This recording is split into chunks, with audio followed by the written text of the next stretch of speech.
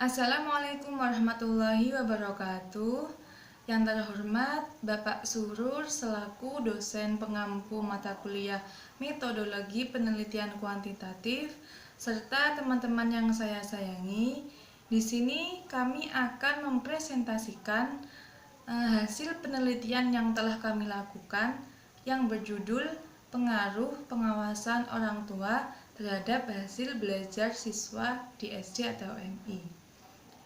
Untuk pertama, saya akan menjelaskan mengenai poin A, yaitu pendahuluan yang berisi latar belakang, rumusan masalah, dan tujuan dari penelitian yang telah kami lakukan.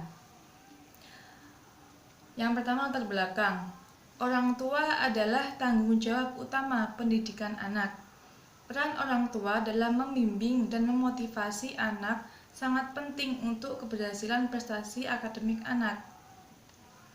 Peran serta orang tua dalam pendidikan anak mutlak diperlukan untuk mengoptimalkan proses belajar anak.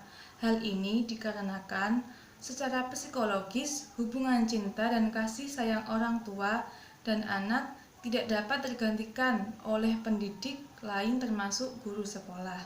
Sebuah penelitian yang dilakukan Oji Kurdiani yang dikutip surat kabar Pikiran Rakyat menemukan bahwa frekuensi komunikasi antara ayah dan anak akan berpengaruh positif dan dapat meningkatkan prestasi belajar anak-anaknya.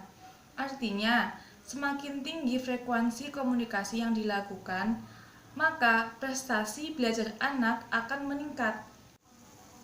Bahkan dengan komunikasi akan mengurangi perpecahan atau pertentangan yang diharapkan dapat meningkatkan prestasi belajar anak. Berdasarkan penjelasan di atas dapat dipahami bahwa hasil belajar anak di sekolah sangat dipengaruhi oleh adanya perhatian, bimbingan, dan pengawasan dari orang tua terhadap belajar anak. Orang tua harus mempunyai kepedulian terhadap hasil belajar anak di rumah dan berusaha membantu belajar anak sesuai dengan kemampuan masing-masing. Dari paparan teori dan fenomena yang telah kami uraikan di atas, muncullah asumsi yang kuat bahwa beragamnya pencapaian hasil belajar siswa di MI Sunan Ampel dipengaruhi oleh perbedaan tingkat pengawasan orang tua. Dari hasil tersebut bisa dikatakan pengawasan orang tua dapat mempengaruhi hasil belajar siswa. Meskipun begitu, asumsi tersebut masih perlu diuji dengan fakta-fakta yang empiris. Hal inilah yang mendorong kami untuk melakukan penelitian kuantitatif dengan mengangkat topik pengaruh pengawasan orang tua terhadap hasil belajar siswa SD atau MI. Yang kedua, rumusan masalah. Di sini kami mengangkat 3 rumusan masalah.